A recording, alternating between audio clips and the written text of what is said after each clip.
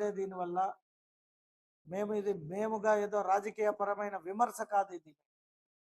ప్రతి ఒక్క మనిషికి ఆత్మశుద్ధి, ఆత్మ పరిశీలన చేసుకొని నిజంగా మీరు తప్పు చేయని వారైతే మేము వేసిన ప్రశ్నకి ప్రజలకు సమాధానం చెప్పుకునే విధంగా మీ ఒక ప్రమాణం ఉండాలని తెలియజేస్తూ, దేవుడితో ఎవరైతే విన్యాసాలు విచిత్రమైన ఆటలు ఆడారో వారందరూ ఏమైపోయారో కాలగర్భంలో భగవంతుడు అందరికీ తెలిసిన విషయమే.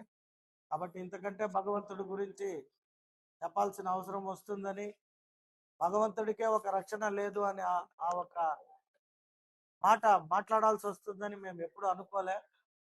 బట్ ఇది ఒక సందర్భము, మాట్లాడాలి, ప్రజలకి భరోసా కల్పించాలి. కాబట్టి ఖచ్చితంగా మా ప్రభుత్వం వచ్చినాక ఇప్పుడు మీరు తింటా ఉంటారు భోజనాలు కూడా, అన్నదాన సత్రంలో ఎలా ఉంటాయి భోజనాలు అనేది, ప్రసాదం కూడా చాలా మంది సార్ ఇప్పుడు చాలా బాగుంటుంది, మేము ఇదివరకు దర్శనం చేసినప్పుడు మాకు ఏ రోజు వాసన కూడా వచ్చేది కాదు, ఈ రోజు అక్కడ ఇచ్చే ప్రసాదాలు చాలా అద్భుతంగా ఉన్నాయంటూ నేను కూడా ఒక 5-6 సార్లు తిరుమల దర్శనానికి పోయినప్పుడు ప్రజలతో మాట్లాడినప్పుడు భక్తులు చెప్పిన మాటలు.